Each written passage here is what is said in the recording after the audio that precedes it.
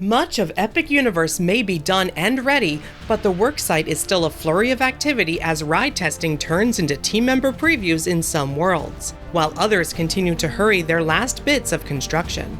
A new animatronic dragon has appeared, the Stardust Racers coaster has been modified, and the CHRONOS is spinning above the park entrance. Let's check in on last-minute construction projects around all areas of Epic Universe in today's news update. Starting today in How to Train Your Dragon Isle of Berk, a world where Vikings and dragons live in harmony, and that we've seen multiple types of dragons for this world already, including tails and heads sticking out of houses around the area, a flying drone using robotic drone technology that appears to flap its wings, and more recently, a robotic dragon on the ground that likely utilizes Boston Dynamics technology. But now, a new dragon has arrived to the Isle of Berk. The Snow Wraith is in place along the wall of the Spitfire Grill outdoor quick service.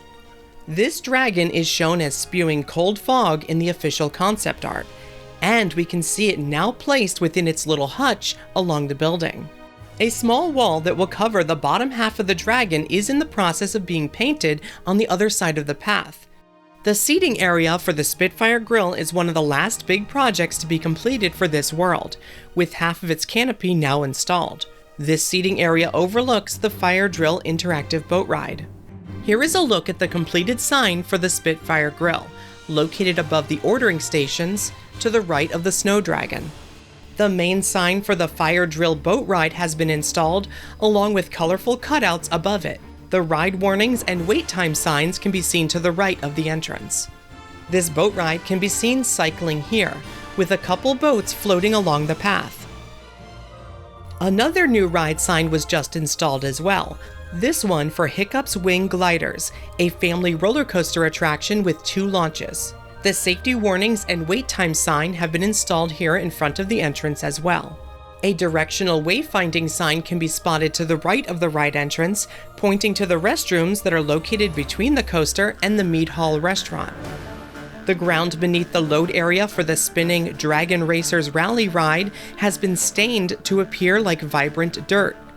We can see how the entire queue has been encased in mesh netting to protect it from falling objects on the ride. What could be a safety warning sign is visible just inside of the kids' play area named Viking Training Camp.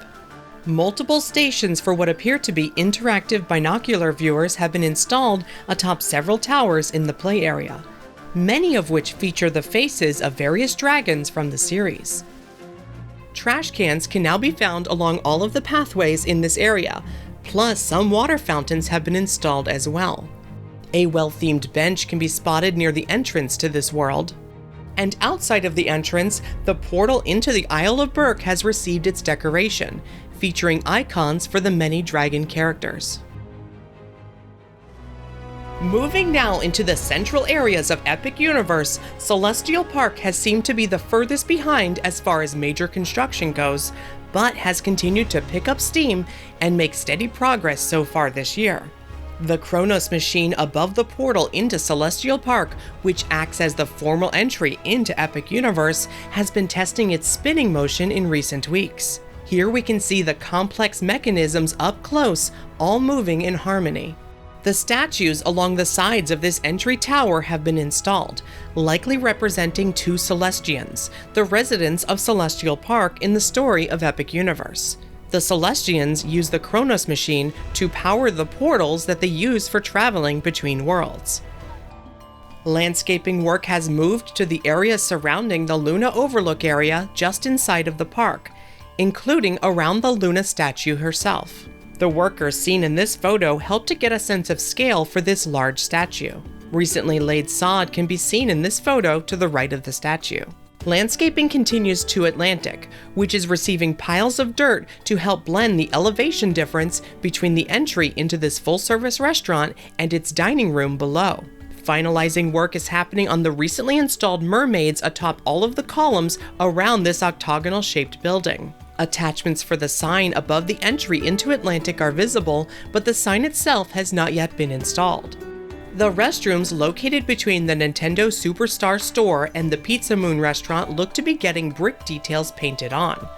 Superstars are being added to the roofline for the Superstar store, located just outside of Super Nintendo World. Near here, Constellation Carousel is seeing sections of the decorative patterned framing being filled in. These sections surround the glass sections of the rooftop dome that is over the ride. The rooftop cover over the queue area for Constellation Carousel looks to be complete. Landscaping on the opposite side of the lagoon around the carousel is nearing completion. This landscaping replaced a torn-down foam berm that apparently wasn't working out and was ultimately replaced with these real plants. The landscaping that replaced a smaller berm section closer to the carousel looks to be complete. One of the last sections of walkways for the entire park that still needed to be poured, located next to the small outdoor stage in the middle of the park, is now being finished. Workers can be spotted here in line for coffee at a now operating Starbucks location in the middle of Epic Universe.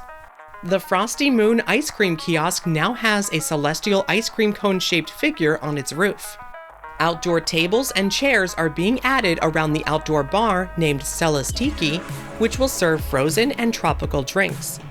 The dragon has not yet been installed in front of Blue Dragon Pan-Asian Restaurant, but connections are still visible next to a planter, which matches the placement for the statue as seen in official concept art. What could be a Coca-Cola kiosk near the Meteor Astropub has received paint and a statue on top of its roof.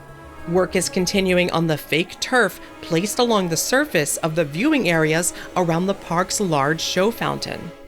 The Phase 2 dining was not announced along with the official dining details last week, when menu items and photos were revealed for over 30 in-park dining locations. This may mean that this Phase 2 dining is still unlikely to open with the park.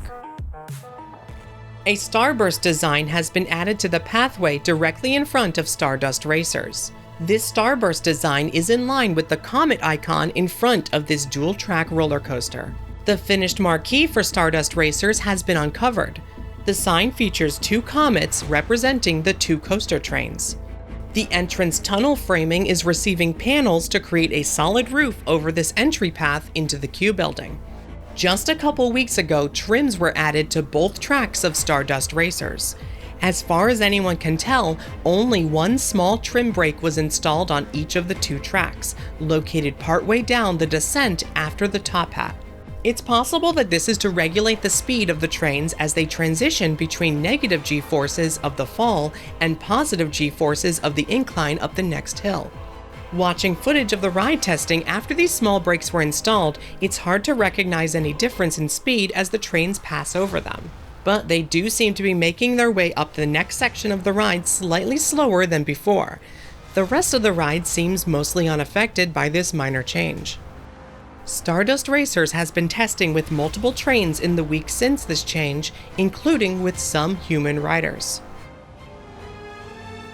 Inside of Dark Universe, the world inspired by Universal monsters, we see a spooky mood being set with new misty fog effects activated around the entry area just inside of the portal. A skeleton on a stake greets visitors as they enter this area. Here is a look at how this entry area appears in official concept art, including Mr. Skellybones here, smiling down at everyone who's coming in. Fog can be seen billowing from the well in the center of the village. This is said to be rising from the catacombs beneath the village of Darkmoor, which is where the vampires live in the story for the Dark Universe world. A chimney smoke effect is running over the village street, and lighting is on around the village in these photos, including for the electrical effects on this sign for the area's main retail location named Pretorius's Scientific Oddities. As with most of the other worlds around the park, benches and trash cans have been added here as well. A stroller parking sign can be seen at the edge of the village street. Scaffolding recently went up along two walls of the large ride building for Monsters Unchained: The Frankenstein Experiment. These walls had been unthemed up to this point, but they do appear painted stone gray with an aging effect in the scale model of the park as seen in the Epic Universe Preview Center. Perhaps these walls are being themed similarly as the model, to help with sightlines when viewed from within the park. The Universal Express sign is visible at the ride entrance for Curse of the Werewolf. Mesh netting has been installed along the recently added curved supports around the track for this spinning roller coaster ride. This safety netting seems to be located around most of the track for this attraction, but it was not shown in initial renders or pieces of concept art, so may have been a late addition to the plans. This angle gives us a view of these nets as seen from inside the ride envelope, showing how these nets will be visible to riders on both sides of the track throughout much of the ride. Mesh screens have been added to the tall supports around this section of the coaster track that is closest to the village area. These mesh screens are shown as having a lighting effect or projections in official renderings for Dark Universe. The expansion pad for Dark Universe has been seeded for grass, as seen here, located at the edge of the park behind the land. On to Super Nintendo World, where the final pieces of colorful theming wrapping around the tall beacon above the portal have been installed. Abstract hillside paintwork continues on the walls surrounding the world facing the rest of the park. Scaffolding has been erected in front of Peach's castle and the meet and greet gazebo next to it. Painting work continues on pink roof elements over the doorway on the front of the castle, which will act as the entrance into this world.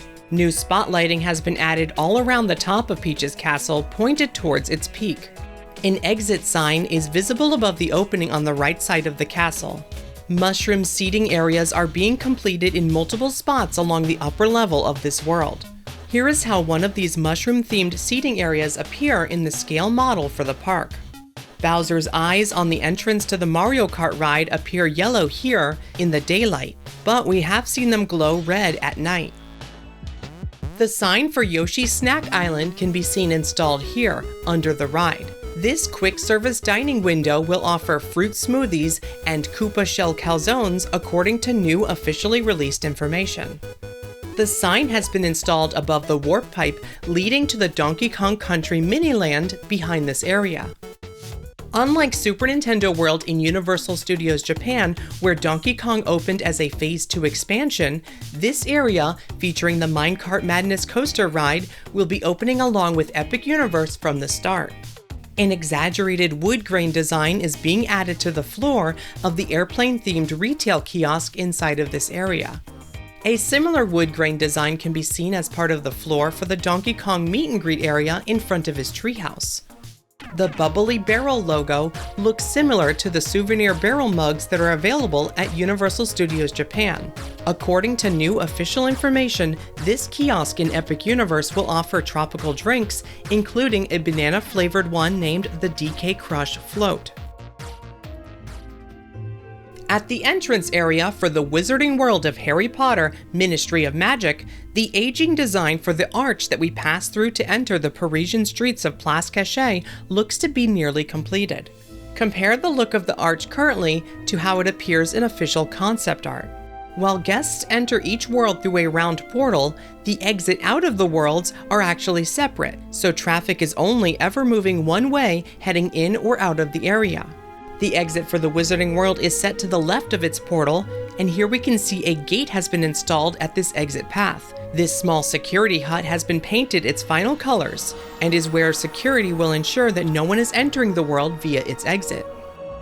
Inside of the Wizarding World, a stack of cauldrons has arrived for installation in front of a facade on the main street. Here is how this will look according to official concept art. And here is how this shop's front looked as part of the set design for the second Fantastic Beasts film. Final touches are being made to several of the facades throughout this area, including this upper window within the dark side alley, and here above the main ride's entrance. Additional lighting is being installed or tweaked on the rooftop over the ride entry. Scaffolding is in place during this work on more of the rooftops, which may be related to chimney effects or lighting. Multiple signs are now installed at the circus tent-themed entrance to the live stage show attraction, named Les Cirques Arcanous. The Battle at the Ministry ride entrance has a team member reminder sign, which is similar to the ones that we saw in front of the restaurants that are offering mock dinner service in recent weeks. The facade for this Wizarding World's wand shop is receiving paint, while musicians perform in the street for a small audience. The window display for this wand shop, named Cosma Akajor Baguette Magique, features its signature triangle wand boxes. The official Harry Potter social media accounts recently offered a first look at the appearance of some of the exclusive interactive wands that will be available from this shop. As we wrap up this week's update, let's check in on progress around the parking lot for Epic Universe, where letters on top of the toll plaza now spell out the word welcome. Several digital signs for pricing are already installed on the first few lanes. The guest walkway leading from the parking lot to the theme park is now fully paved. Something not discussed too often, a temporary on-site tree farm and nursery can be spotted behind the parking lot, located close to the Shingle Creek which flows along the east side of the theme park. Major work on the traffic circle ramp seems to be coming to a close. It may be close to receiving lines painted on it. Currently, the buses taking guests to and from the Stella Nova Resort are utilizing the Kirkman Road expansion, but through the intersection below this circle. The ramp will need to be completed before this road can be open to regular car traffic to and from the new theme park. Check out our last video on the channel for the new official details on all of the food that's coming to Epic Universe. That's going to wrap it up for this update, but a huge thank you to BioReconstruct for the amazing aerial photographs. You can follow him on social media for more theme park photos. Be sure to leave a like on this video and comment if you're enjoying our coverage of the new park. And make sure you're subscribed to never miss an update. For even more information, as well as behind-the-scenes posts, your name in the credits, and more, consider joining our Patreon to support what we do. Patreon.com/themeparkstop. Thanks for watching. See you next time.